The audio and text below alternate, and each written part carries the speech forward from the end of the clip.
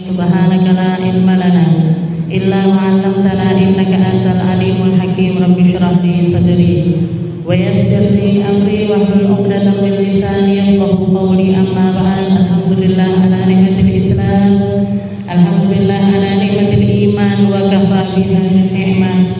Alhamdulillah, segala puji bagi Allah Subhanahu wa taala yang meringankan langkah kita untuk duduk di majelis taklim ini dengan sebelumnya baca Yasin dan juga tahlil di bawah guyuran hujan rintik-rintik ini. Semoga sebanyak tetesan-tetesan air hujan yang Allah Subhanahu wa taala turunkan semenjak pagi hari tadi sampai sore hari ini, sebanyak itu pula Allah Subhanahu wa taala berkenan untuk mengampuni dosa-dosa kita. Sebanyak itu pula Allah Subhanahu wa taala mau mengangkat derajat kita. Sebanyak itu pula Allah taala ingin mencurahkan rahmatnya kepada kita. Sebanyak itu pula keluarga kita akan diberi keridhoannya. Sebanyak itu pula orang-orang yang sudah meninggalkan kita juga dibercahayai kuburannya oleh Allah Subhanahu wa taala. Dan sebanyak tetesan air hujan juga semoga Allah Subhanahu wa taala berkenan untuk memperbanyak langkah-langkah kita dalam kebaikan, memperbanyak kumpulan-kumpulan baik di sekitaran kita, memperbanyak curahan-curahan ilmu untuk sampai kepada kita, memberikan kita tempat terbaik di dunia dan juga di akhiratnya. Amin Allahumma amin. Allah Subhanahu wa taala memperlihatkan hujan sebagai bentuk keindahan di atas muka bumi ini. Salah satu perhiasannya dunia, ketika para sahabat nanya, "Ya Rasul, perhiasannya dunia itu apa?" Nabi kita Nabi Muhammad sallallahu alaihi wasallam mengatakan, "Al-ulama, ulama adalah perhiasannya dunia. Wan nujum, kalau malam hari perhiasannya dunia adalah kok langit biasa gitu. Kalau perhiasannya dunia yang kedua dikatakan oleh Nabi Muhammad adalah tetesan-tetesan air hujan. Jadi disamakan para ulama dengan tetesan hujan. Kenapa? Karena kehadiran ulama di sekitar kita sama-sama dengan fungsinya air hujan untuk bumi ini, menenangkan, bikin dingin, bikin nyaman, bikin ngantuk. Orang kalau hawanya hujan ini sembarang-barang ini kerasa enak. Paling kalau masalahnya mak-mak cuma satu, umbah-umbah orang ganti. Cuciannya enggak kering-kering. Tapi selain itu enak, nyaman, dingin. Enggak usah dikasih kipas angin juga sudah dingin. Enggak usah pakai AC juga sudah dingin. Begitu juga dengan kehadirannya para ulama. Makanya Rasulullah sallallahu alaihi wasallam mengibaratkan sesungguhnya hati-hati yang gersang, hati-hati yang kering, hati-hati yang tidak bisa ditumbuhi kebaikan apapun, itu cara nyiramnya adalah dengan dipertemukan oleh ulama-ulamanya Allah, biar disirami, dipupui, dirabuk, dirawat, sehingga hati itu akan berubah menjadi hati yang subur dan akan tumbuh banyak sekali kebaikan dari hatinya orang-orang yang baik, dari hatinya orang-orang yang subur. Kalau hati kita baik, sholat kita jadi lebih indah. Kalau hati kita baik, anak-anak kita akan gembira punya ibu-ibu seperti kita. Kalau kita jadi istri yang baik, suami kita juga akan bersyukur karena menemukan pendamping hidup seperti kita. Kalau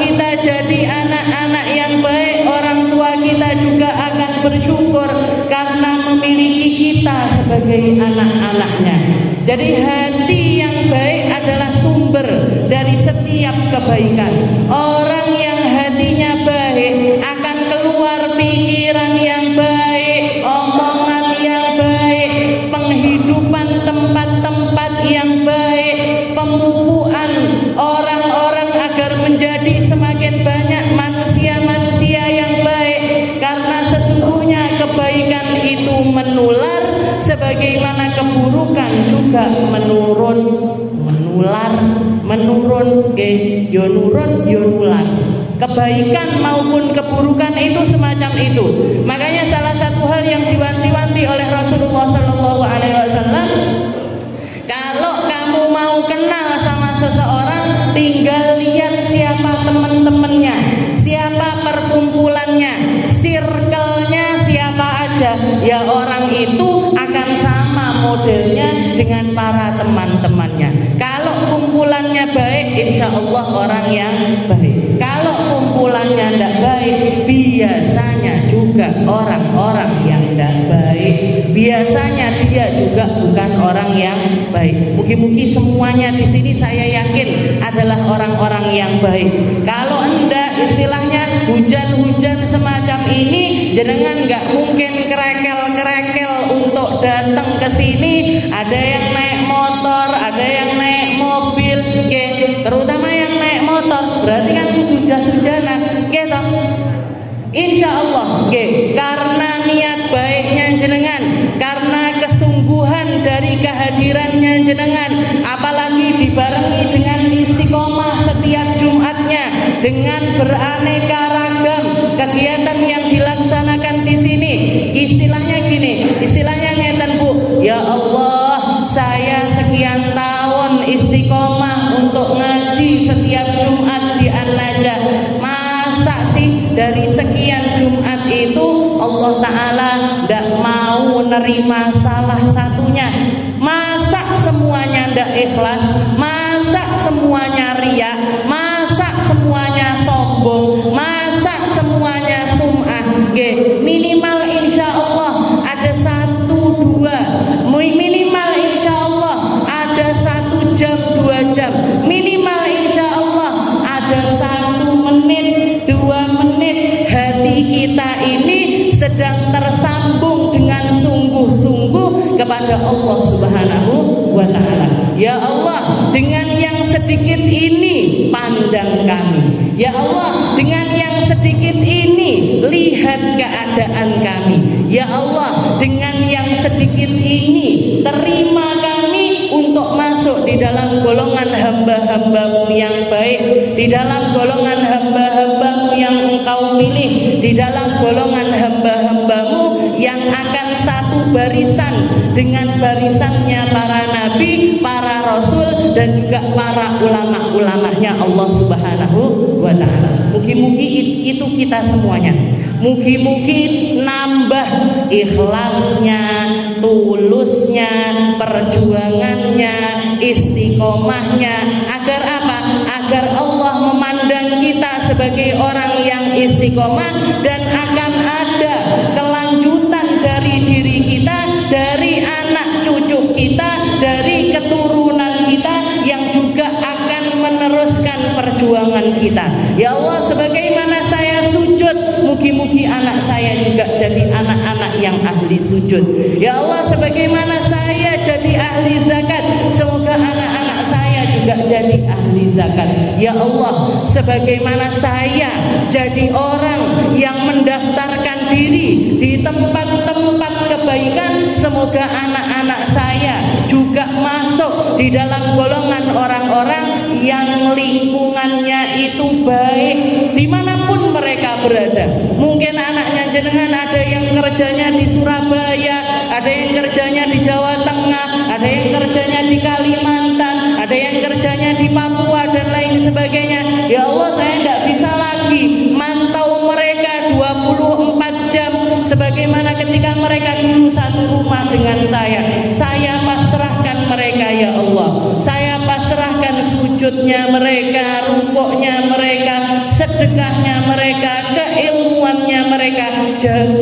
Jaga mereka agar agar jangan sampai terjerumus di dalam golongan orang-orang yang engkau murkai.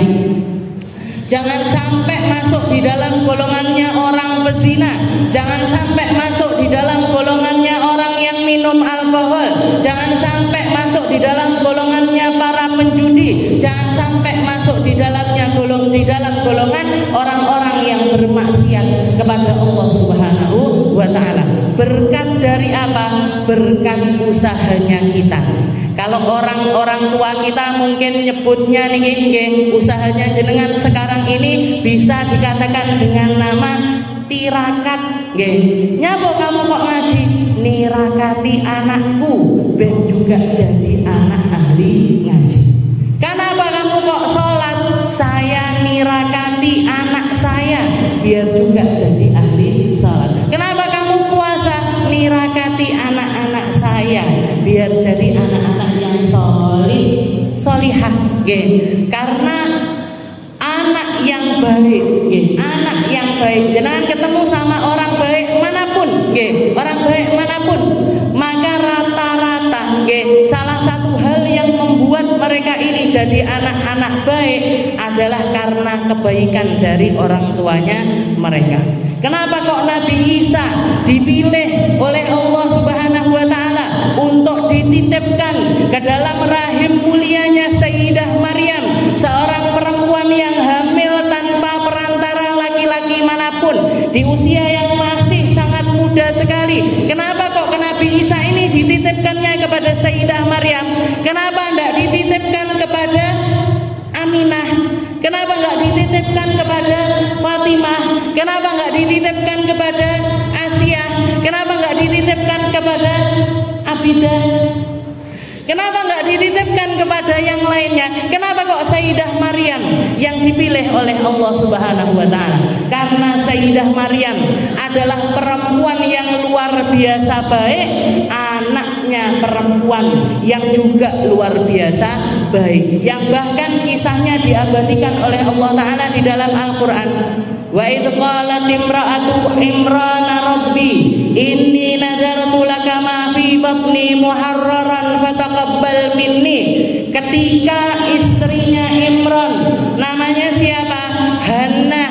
Ketika istrinya Imran itu mengatakan, ketika perutnya terbukti ada kehidupan, ketika beliau hamil anak pertama dan terakhirnya beliau, begitu ketahuan kalau hamil, beliau langsung mengatakan inni nadartu laka ma fi batni muharrar. Ya Allah, saya nadarkan anak yang sekarang ini engkau titipkan di dalam perut saya, dia nantinya akan saya wakafkan di jalannya Allah Subhanahu wa taala. Saya tidak pengen dia jadi anak yang cantik, saya tidak pengen dia jadi anak yang ganteng. Kalau cantik ganteng itu bonus.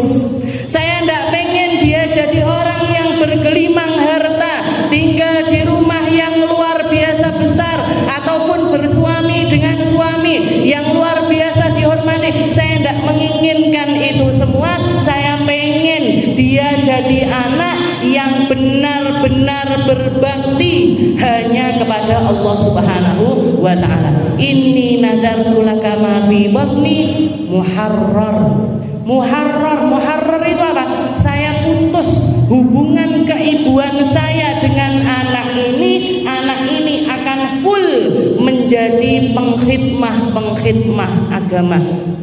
Nggih. Jadi diniatkan lillahi taala. Punya anak niatnya lillahi taala. Nggih. Punya anak niatnya dipersembahkan untuk Allah Subhanahu wa taala. Punya anak niatnya menjadi abdinya Allah Subhanahu wa taala. Berkat dari nadarnya, berkat dari keindahan niatnya sang ibu, keluar Sayyidah Maryam dari rahim seorang Maryam, keluar juga seorang nabi yang bernama Isa ibnu Maryam. Satu-satunya manusia yang akan bisa mengalahkan fitnatud dajjal. Fitnahnya Dajjal ini fitnah paling besar, paling mengerikan, paling luar biasa, paling paling dahsyat yang pernah Allah Ta'ala turunkan di atas muka bumi ini. Padahal kalau kita lihat fitnah zaman ini aja sudah cukup untuk bikin kita ini selalu khawatir. Oke, kalau dengar berita kriminal jenengan nopo mboten miris, ada bapak kandung merkosa anak kandungnya sendiri, ada seorang paman merkosa ponaannya sendiri, ada anak umur 14 tahun diperkosa rame-rame sama temennya sebanyak 7 orang. Nopo mboten miris kita? Anak kecil, bahkan yang lebih parah lagi, anak 9 tahun menghamili anak perempuan umur 8 tahun. Masuk akal nopo mboten ini? Ndak masuk akal, bu, rusake zaman. Ndak masuk akal, fitnahnya zaman ini ndak masuk akal. Kalau kita lihat, bapak-bapak jenengan yang punya anak-anak pasti merasakan, pasti merasakan nyari sekolah yang aman, nyari pesantren. Kenapa kok di pondok nih? Ben aman anakku. Sing penting ndak delok HP, pergaulannya baik. Di situ isinya cuman ngaji, ini apa namanya, ke masjid, baca-baca dan lain sebagainya, biar kenal sama para ulama. Kalaupun misalkan dia di luaran, kalaupun misalkan dia sekolah di luar, dipantau terus. Ayo pulang sekolah jam berapa? Nanti les di mana? Nanti gayanya di mana? Kamu bagaimana? Kudu cerewet jenengan. Kenapa? Zaman ini sudah tidak aman, fitnahnya luar biasa. Tapi dikatakan fitnah yang sekarang ini terjadi itu tidak ada apa-apanya dengan fitnah Dajjal, dengan fitnahnya Dajjal. Orang kalau istilahnya zaman sekarang ini terbuai dengan satu lagu, dengan 2 lagu, dengan 1 syair, dengan 2 syair sudah mampu menghipnotis ribuan orang. Penyanyi-penyanyi entah itu Korea, entah itu Amerika, mau dalam negeri maupun luar negeri, orang kayak dihipnotis. Penyanyinya nyanyi, semua ribuan orang, bahkan mungkin jutaan orang sak stadion melok nyanyi bareng-bareng. Itu kalau penyanyinya misuh, kira-kira misuh semua apa betul? Misuh kabeh, Bu. Ini kalau penyanyinya ngomong yang baik, ini ikut ngomong baik juga. Kalau penyanyi yang ngomong ndak baik, ikut ngomong ndak baik juga. Ikut ngomong. Jadi sudah kayak jadi idol, sudah jadi berhala, sudah seperti menjadi panutan. Ini manusia yang bukan Dajjal, tapi penyambung lidahnya Dajjal. Dah neo Dajjale tenanan, dah neo. Kalau itu yang datang Dajjalnya beneran, Dajjal itu hanya akan berkuasa selama 40 hari 40 malam, tapi mayoritas penduduk bumi akan ada di bawah telapak kakinya dia. Hanya segelintir orang yang selamat, hanya segelintir orang yang selamat, hanya segelintir orang yang mampu mempertahankan iman dan Islamnya, hanya segelintir orang yang tidak akan terbawa arus dengan fitnahnya Dajjal. Itu manusia-manusia yang tidak terpengaruh ini imannya luar biasa kuat. Kalau kita masih jadi orang yang terombang-ambing, wong rono melok rono, wong rene melok rene. Yang ngetren sekarang penyanyi itu loh, yuk melok kabeh nonton. Yang ngetren sekarang film ini loh, yuk bareng-bareng nonton. Lek nontone sing apik-apik ndak apa-apa. Kalau nontonnya yang baik-baik ndak apa-apa. Tapi kalau nontonnya perkara-perkara yang melalaikan semacam ini, takutnya apa? Takutnya kalau kita dengan perkara yang kecil semacam ini aja nggak bisa menahan diri, apalagi dengan fitnahnya Dajjal. Oh, saya insya Allah sudah mati kok Ustazah. Pas Dajjal keluar itu saya insya Allah sudah mati. Dajjal itu salah satu hal yang bisa dia lakukan, menghidupkan orang yang sudah mati. Menghidupkan orang yang sudah mati. Bahkan diceritakan oleh Rasulullah SAW akan didatangkan kepada seseorang, akan didatangkan kepada orang-orang yang beriman kepada Allah Ta'ala, ditawarkan surganya Dajjal dia tidak mau. Ditawarkan nerakanya Dajjal, ditawarkan nerakanya Dajjal, dia memilih untuk memasukinya karena dikatakan yang masuk surganya Dajjal akan berakhir di nerakanya Allah, sedangkan yang masuk ke dalam nerakanya Dajjal akan masuk ke dalam surganya Allah. Tidak ngaruh dia memilih untuk masuk ke dalam nerakanya Dajjal. Ujung-ujungnya caranya Dajjal untuk memfitnah mereka, untuk gaet mereka untuk jadi pengikutnya. Dajjal mendatangkan, dibangkitkan orang tuanya mereka yang terkenal dengan kesolihannya ataupun kesolihahannya. Setelah itu mengatakan, nak rinio, nak kesinio, bapak ibu juga ikut sama dia, kakek nenek juga jadi pengikutnya. Ayo ikut sama kita bareng-bareng masuk ke dalam surganya Dajjal. Ketarik masuk juga. Jadi bapak ibu dibangkitkan, bukan dibangkitkan secara nyata, tapi diserupakan, diserupakan seperti orang tua kita. Setelah itu gaet orang sebanyak-banyaknya untuk masuk ke dalam surganya Dajjal. Naudzubillahi min dzalik. Naudzubillahi min dzalik. Jadi fitnah zaman ini luar biasa. Kalau kita tidak meningkatkan keimanan dan juga keislaman, maka lewat jalan apa kita akan selamat dari fitnah-fitnah yang luar biasa tersebut. Kita lanjutkan pembahasan kita di dalam Quran, surat An-Nur, surat An-Nur. Di dalam surat An-Nur ayat yang ke-30, masih di dalam ayat yang membahas tentang ghaddul basar. Bab yang membahas tentang menundukkan pandangan. Nundukkan pandangan itu bukan hanya kepada laki-laki ganteng ataupun lawan jenis yang rupawan. Jadi yang namanya ghaddul basar, nggak ngelihat atau nundukkan pandangan itu bukan cuman tentang ngelihat laki-laki yang bukan mahram. Orang kalau dikatakan tundukkan pandanganmu, biasanya kan tentang lawan jenis yang good looking, gitu. Lek nggak good looking kan ada biasa-biasa. Tapi kalau ada laki-laki ganteng, putih, keker, daur, apa nah? Ini buat ndak mengoyangel, buat ndak ngelihat itu sulit. Makanya lain jenengan ngelihat iklan-iklan, ada ndak iklan yang pakai modelnya itu sing welek, napa malah ngondek, untune nggak karu-karuan, nggak ada. Iklan sikat gigi, wonge yo ganteng-ganteng. Iklan sabun, yo keker-keker.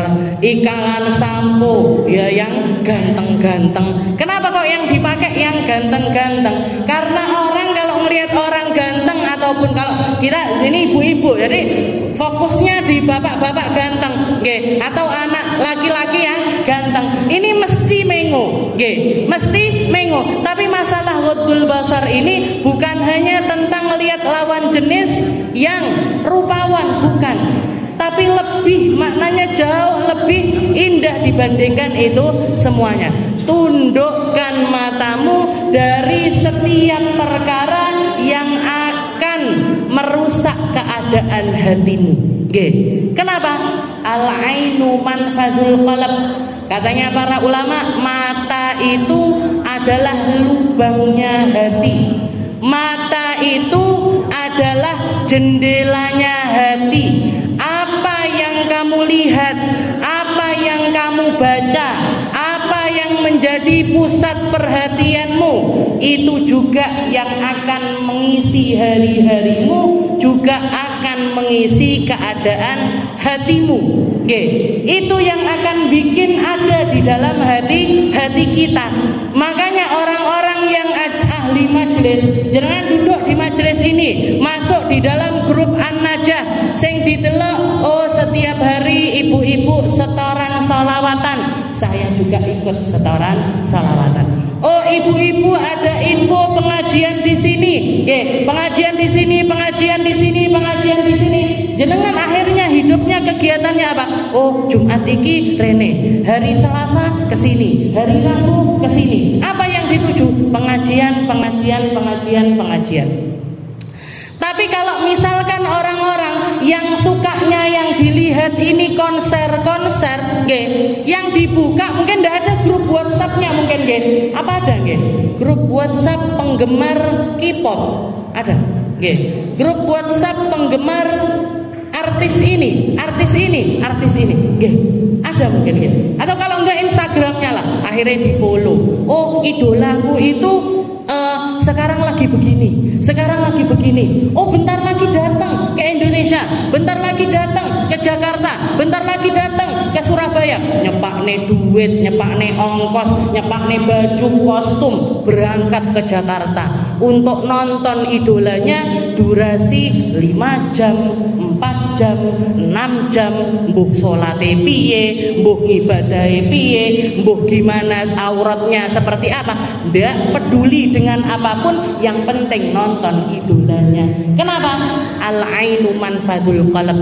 Mata ini jendelanya hati yang menghiasi hari-hari kita, dan yang menghiasi kehidupan kita adalah apa yang sesuai dengan yang kita lihat. Kalau emak-emak yang sukanya kepo statusnya temennya, koncoku sing iki dolan neng gone kene, aku ora dijak. Sing koncoku sing iki neh liburan sama keluarganya kesini, aku kapan budarono. Teman yang satunya lagi ngupload makanan-makanan di restoran, langsung jawil bojone, ya ada restoran baru buka, kapan makan-makan di sana. Kenapa kok seperti itu? Jenengan ngeliat, jenengan merhatikan, jenengan ngikuti keadaan hidup orang lain, sehingga apa? Masuk ke dalam hati, bikin hati ini terpengaruh. Makanya pengaruhnya media sosial itu luar biasa. Saya suka sama tas-tas bagus, follow semua bakul tas. Yang mana ya bulan ini yang saya beli? Bakul baju, saya bakul baju, iya saya bakul baju. Tugasnya bakul itu jualan, tugasnya bakul itu jualan, masalah jenengan mau beli ataupun tidak terserah, terserah kita. Tugasnya ngiklan, bu, tugasnya kita ngiklan. Lah kecantol itu tadi terserah kita, makanya mata itu adalah jendelanya hati. Apa yang mau jenengan masukkan ke dalam hati jenengan, itu semuanya tergantung dengan apa yang kita lihat dan apa yang kita ikuti. Apa yang kita ikuti dan apa yang kita lihat, itu yang akan menjadi kesehariannya kita. Jadi ghaddul basar, ketika Allah Subhanahu wa taala mengatakan qul lil mu'minina yaghuddu min absarihim wa yahfadhu furujahum dzalika azka lahum wa qul lil mu'minati yaghdudna min absarihinna wa yahfadna furujahunna wa la yubdina zinatahunna. Laki-laki yang mukmin, perempuan yang mukmin diwajibkan oleh Allah taala untuk menundukkan pandangan dengan tujuan utamanya agar kehormatan mereka selalu terjaga. Jadi dari mata turun ke hati. Kalau pepatahnya orang Indonesia, dari mata turun ke hati. Kalau tidak pernah kelihatan mata, nggak mungkin jatuh hati. Kalau jenengan tidak pernah ngelihat sesuatu, tidak mungkin bisa seneng dengan sesuatu tersebut. Kalau nggak pernah melihat hal tersebut, kita tidak akan mungkin seneng, nggak akan mungkin bisa ada rasa dengan perkara tersebut. Makanya kalau mau seneng dengan sesuatu, lihat, perhatikan, ikuti. Kalau nggak pengen seneng sama sesuatu tersebut, tidak usah didelok, tidak usah di follow, tidak usah diikuti. Tidak usah diikuti. Yang bikin hati kita ini penuh karena banyaknya yang nggak perlu untuk kita lihat, nggak perlu untuk kita dengar, nggak perlu untuk masuk ke dalam hati kita, tapi kita masukkan ke dalam hati kita. Nggak seneng sama konco sing iki, tapi statusnya didelok terus, Instagramnya di follow, YouTube-nya di subscribe, apa nih? Twitternya diikuti, wes kabeh didelok. Ngono, enek masalah, ada masalah seneng kita. Kalau dia lagi seneng, kalau dia lagi gembira, lagi dalam keadaan yang enak, benci kita. Wong kuwi gregetan. Yang salah siapa? Kita sendiri. Kenapa? Yang rusuh siapa? Kita sendiri. Yang nggak nyaman siapa? Kita sendiri. Yang akhirnya tersia-siakan waktu dan usia kita gara-gara diri kita sendiri. Qul lil mu'minina yaghuddu min absarihim wa yahfadhu, terutama perempuan. Jadi diutamakan an-nadhar minal faraj, dikatakan diutamakan menjaga pandangan sebelum menjaga kemaluan, karena orang kalau jaga pandangan aja dia bisa, maka jaga kehormatan insya Allah jauh lebih bisa.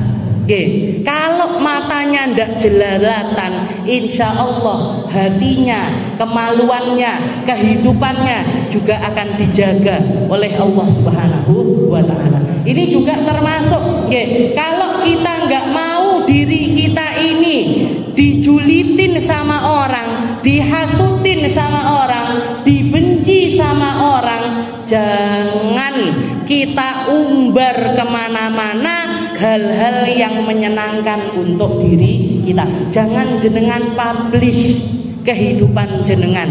Kenapa? Katanya Nabi, fa inna likulli ni'matin mahsud. Fa inna likulli ni'matin mahsud. Orang kalau dapat kenikmatan, kalau punya kenikmatan, kalau punya anugerah dari Allah Ta'ala, ini yang hasud ini juga mesti bakalan ada. Orang punya kekayaan dihasutin orang, orang punya prestasi yang tidak seneng juga banyak. Orang punya pekerjaan sukses yang gak seneng sama kerjaannya itu juga banyak.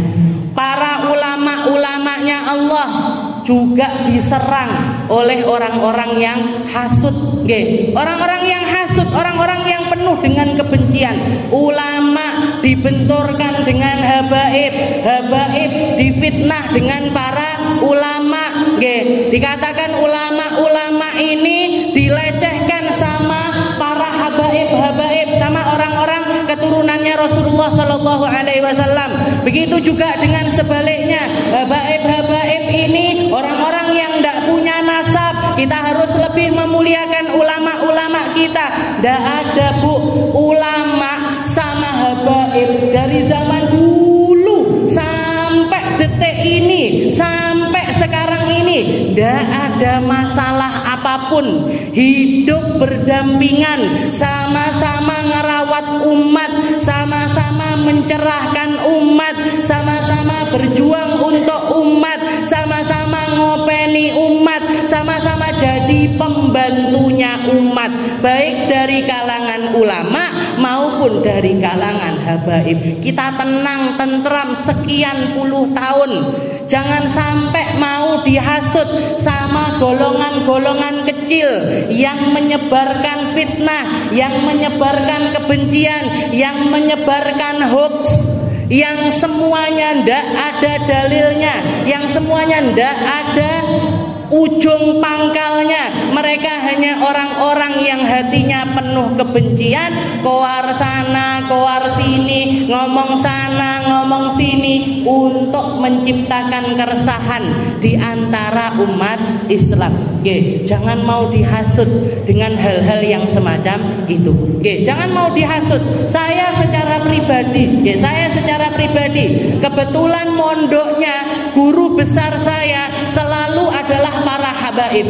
Saya masuk di di Pondok Dalwa, guru besarnya Abu Yazen, putra dari Habib Hasan Baharun. Setelah itu pindah ke Hadramut, belajar sama Habib Umar bin Hafid. Gurunya adalah abahnya sendiri Habib Muhammad bin Hafid. Terus ke belajarnya guru besar saya dari kalangan para habaib. Tapi jenengan kalau mau masuk ke dalam Dalwa, Darul Lughah wa Dakwah, mayoritas guru-guru yang saya langsung belajar kepada mereka adalah dari kalangan para ulama. Guru tafsir saya Ustadzah Nurul Fauzah, yang saya sangat mengidolakan beliau, adalah lulusan Salafiyah Pasuruan. Guru nahwu saya, saya ngambil nahwu dari beliau, ngambil sorof dari beliau, adalah Ustadz Qaimuddin, lulusan dari Pondok Sidogiri. Saya belajar sama seorang guru, namanya Ustadz Asrori, sepuh sekali. Setiap kali berangkat dari rumahnya naik sepeda ke Dalwa, berangkat lantunan lisannya beliau ini tidak berhenti untuk melafatkan nadom alfiyah. Alfiyah niku 1000 nadom, Bu. Berangkat baca alfiyah, pulang baca alfiyah. Lulusan mana? Pondok Ploso.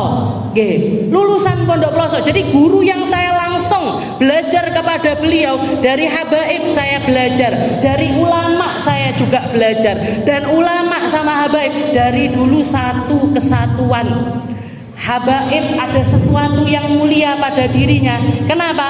Karena punya garis keturunan kepada Nabi kita, Nabi Muhammad sallallahu alaihi wasallam. Kita mencintai mereka bukan karena merekanya, bukan karena dirinya, tapi karena Nabi Muhammad sallallahu alaihi wasallam. Ulama juga gitu. Kita menghormati ulama karena apa? Karena ilmunya. Karena mereka orang-orang yang dapat porsi ilmu yang banyak dari Allah Subhanahu wa taala, ngambil porsi yang banyak dari ajarannya Nabi Muhammad sallallahu alaihi wasallam. Makanya diceritakan di zaman salaf dulu ada, di daerah Afrika sana ada seorang ulama, kulitnya hitam, rambutnya hitam, kulitnya hitam, idepe hitam, bulu hidungnya juga hitam. Sing putih mek untune tok, alim tapi diikuti banyak orang, didengar banyak orang. Datang satu orang habaib, ganteng, putih, dhuwur, ganteng istilahnya, berwibawa dan lain sebagainya. Dia duduk ikut ngaji di pojokan. Begitu selesai majelis, begitu selesai kajian, orang-orang pada salaman sama si alim ini tadi, sama orang Afrika kulit hitam tapi punya ilmu yang luar biasa banyak ini tadi, disalami, dipaluk-paluk, diminta doa dan lain sebagainya. Si Habib ini tadi ndak tek dikubris. Si Habib ini tadi ndak terlalu dihiraukan sama orang-orang. Akhirnya protes si Habib ini tadi. Lek wong Indonesia nggih, lek di Afrika ndak enek kiai tapi nggih. Di sini pakai bahasanya Indonesia, kenapa orang-orang ini kok lebih hormat sama kamu dan ndak hormat kepada saya? Kenapa dia lebih memilih untuk salaman kepadamu, ndak salaman sama saya? Katanya si alim ini tadi, kata kiai ini tadi, beliau mengatakan li'annani, karena saya adalah orang biasa yang berakhlak dan berilmu dari datuk-datukmu, dari kakekmu, dari ulama-ulama dari golonganmu. Sedangkan kamu adalah orang yang punya nasab yang mulia tapi berakhlak dengan akhlak nenek moyang saya. Saya ngambil porsi dari keluargamu, dari kakekmu yaitu Nabi Muhammad sallallahu alaihi wasallam, sedangkan kamu malah ngambil porsi dari kakek moyang saya. Yang mulia di sisi Allah Ta'ala adalah mereka-mereka yang ngisi dirinya, bukan ngisi tampilannya, yang ngerawat hatinya, bukan yang ngerawat fisiknya, yang ngambil porsi dari warisannya Nabi Muhammad sallallahu alaihi wasallam. Kalau kamu ngisi seperti saya ngisi, kalau kamu tidak keluar jalur seperti dari jalurnya Nabi Muhammad sallallahu alaihi wasallam, kamu akan 2 kali lipat lebih dihormati dibanding saya. Kenapa? Karena bergabung di dalam dirimu ilman wa nasaban. Ilmu kamu punya, nasab kamu juga punya. Tapi lek nasab tok ndak enek ilmune, nggih boten dadi napa-napa, nggih enggak akan jadi apapun. Akan istilahnya ndak akan ada kemuliaan sama sekali di dalam diri orang-orang tersebut. Qul lil mu'minina yaghuddu min absarihim wa yahfadhu furujahum wa kullil mu'minati yaghdudna min absarihinna wa yahfadna furujahunna. Jadi kita ini diperintahkan oleh Allah Ta'ala bukan cuman jaga mata. Kalau gitu yang dilihat apa? Kalau kita mau melihat seperti untuk ngambil amanah dari amanahnya Allah Subhanahu wa Ta'ala, mata ini fungsinya untuk melihat apa? Mata ini fungsinya untuk melihat dengan cara yang bagaimana? Kalau Nabi Muhammad sallallahu alaihi wasallam, beliau itu yang paling suka dilihat adalah sesuatu yang warnanya hijau-hijau. Nggih, jenengan duwe seragam warnanya hijau, jenengan lihat itu. Seragam hijau saya ini adalah warna kesukaannya Rasulullah sallallahu alaihi wasallam. Delok kursi hijau, nggih. Insyaallah Rasulullah senang sama kursi hijau itu, nggih. Ibu-ibu yang pakai jilbab hijau, insyaallah Rasulullah suka dengan. Jadi ngelihat hijau itu langsung yang diingat-ingat bukan hijau satu ormas yang boleh juga itu, nggih. Jadi istilahnya yang paling penting adalah cara pandang kita, nggih. Ndak penting istilahnya, tapi dikatakan yang Rasulullah itu paling suka kalau beliau butuh hiburan, kalau beliau mau healing istilahnya kalau orang kita, nggih. Yang dilihat itu yang hijau-hijau, nggih. Yang hijau-hijau, jangan ke hutan lihat hijau-hijau, ke sawah lihat hijau-hijau. Niatkan apa? Niatkan ngisi mata dengan sesuatu yang suka dilihat oleh Rasulullah sallallahu alaihi wasallam. Rasulullah juga sering kali takjub ketika beliau itu melihat apel yang warnanya itu merah. Nggih, apel merah itu bikin Rasulullah takjub. Nggih, Rasulullah senang sama warna merah. Nggih, bukan banteng loh nggih, tapi pokoknya merah. Merahnya napa? Merahnya apel itu Rasulullah suka. Sambil mengatakan ya Allah, ini apel merah, asalnya warnanya ndak merah, asalnya warnanya itu hijau. Siapa gerangan yang mampu mewarnai apel ini kalau bukan Allah Subhanahu wa Ta'ala? Jadi Rasulullah itu suka dengan perkara-perkara yang indah, itu Rasulullah suka. Bahkan beliau akhir hayatnya seminggu sebelum beliau wafat, beliau dihadiahi oleh putrinya itu jubah warnanya merah luar biasa. Nah, kalau jenengan baca tiba di situ ada kata-kata fi hullatin hamra ahsan min Rasulillah sallallahu alaihi wasallam. Katanya para sahabat, ma ra'aitu min dhilimmatin safra fi hullatin hamra ahsanu min Rasulullah. Saya enggak pernah melihat ada orang yang lebih pantas pakai jubah warna merah seperti halnya Nabi Muhammad sallallahu alaihi wasallam. Jenengan pakai baju merah dari ujung kepala sampai ujung kaki, lek ndak wong-wongane ndak pantes. Nggih napa mboten? Nggih napa mboten? Berapa koleksi baju merahnya jenengan? Nggih.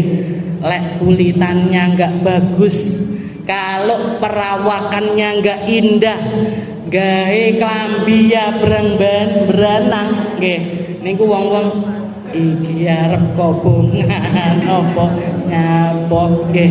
Katanya para sahabat, saya ndak pernah ngelihat ada apalagi laki-laki, nggih. Jenengan parani niku para bapak-bapak, jenengan gawe ni kaos klambi warnane abang, celana abang, kopiah abang, nggih. Jenengan pacai, ya Jumatan hari ini merah dari atas sampai bawah. Jareke bapak katanya suaminya jenengan ora usah pisan, aku tak golek klambi dhewe, nggih. pantes-pantesan, Bu. Enggak semua orang pantas pakai baju merah. Enggak semua orang pantas pakai baju merah. Tapi salah satu sifatnya Nabi Muhammad yang diingat-ingat oleh para sahabat ketika Rasulullah keluar dari rumahnya pakai jubah warna merah darah, bikinan dari putrinya tercinta, semua orang terperangah, semua orang takjub karena keindahan dan kewibawaannya Nabi Muhammad sallallahu alaihi wasallam. Ganteng sakpol-pole Rasulullah. Padahal usianya waktu itu 63 tahun. Padahal waktu itu beliau usianya sudah 63 tahun. Jadi ketok ganteng, menceronong luar biasa. Itu seminggu sebelum beliau wafat. Seminggu sebelum beliau wafat. Bahkan dikatakan ketika beliau keluar, tidak lama ketika di jalan pulang ada seorang sahabat yang mengatakan, "Ya Rasul, kelambinya jenengan kok apik men tak peke." Dilepas sama Nabi, diberikan kepada laki-laki tersebut. Dilepas jubahnya merah, bikinannya Sayyidah Fatimah ini dilepas, diberikan kepada laki-laki tersebut. Jadi ganteng seperti itu. Kimang bahas opo kok malih rene. Tufahul Ahmad. Jadi merah. Yang merah-merah itu Rasulullah suka ngelihat dan suka make juga. Beberapa kali beliau itu ketahuan make baju yang berwarna merah. Tapi saya enggak politik loh, Bu. Jadi ijo iya, abang rodok ndak iyo tapi Setelah itu Rasulullah juga suka ngelihat al-ma'ul jari, air yang ngalir itu Rasulullah suka ngelihat, air terjun, sungai-sungai itu Rasulullah suka ngelihat hal-hal yang semacam itu. Setelah itu yang paling penting yang keempat, wa fi aini wa fin nas bi ainir rahmah. Cara pandangannya Nabi kepada semua umatnya, kepada semua umatnya, apapun backgroundnya, seperti apapun masa lalunya, dari manapun mereka berada, asal muasalnya anaknya siapapun, Rasulullah selalu memandang mereka dengan pandangan rahmatnya. Pandangannya pandangan rahmat, pandangannya pandangan indah, pandangannya pandangan ngelihat titik baiknya, melupakan titik buruknya.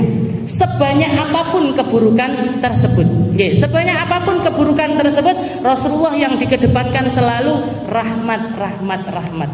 Makanya ketika datang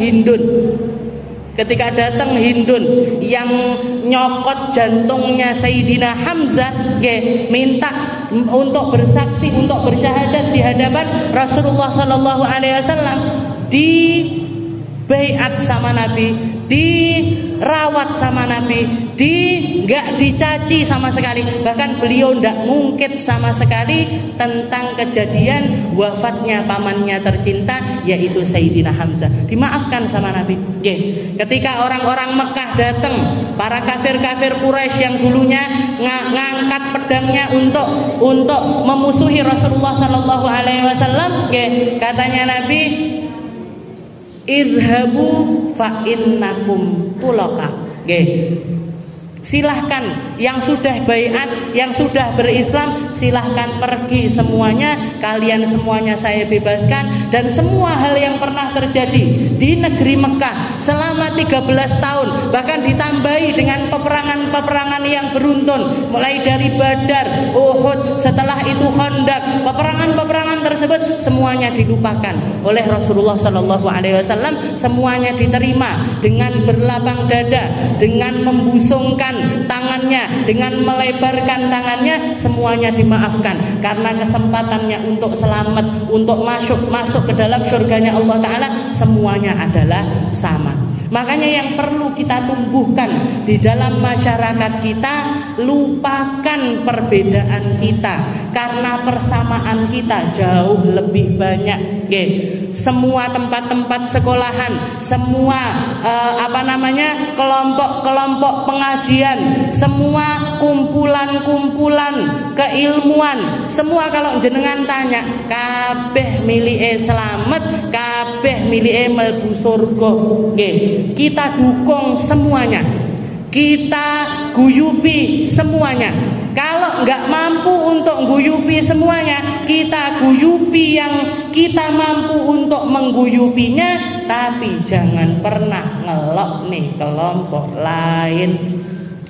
Sing marai Kisroh niku nggih, lok-lokan nggih. Sekolah satu dengan sekolah yang lainnya, sekolah itu enggak bagus. Sekolahku dong bagus. Nggih. Majelis itu majelis desa, majelisku dong majelis kota. Nah, niku wis sing marai bentik-bentik, yang marai terjadi perpecahan. Pokoknya ngomong elek itu selalu elek. Nggih. Jadi omongan yang enggak baik itu selalu enggak enak didengar, selalu akan bawa kebencian, selalu akan membawa perpecahan, dan itu sesuatu yang sangat tidak kita inginkan.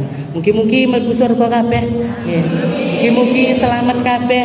Mugi-mugi jadi orang-orang yang ditambah imannya, Islamnya, ikhlasnya, tulusnya, khusyuknya, perjuangannya, kebaikannya, mugi-mugi ditambahi semuanya sama Allah Ta'ala.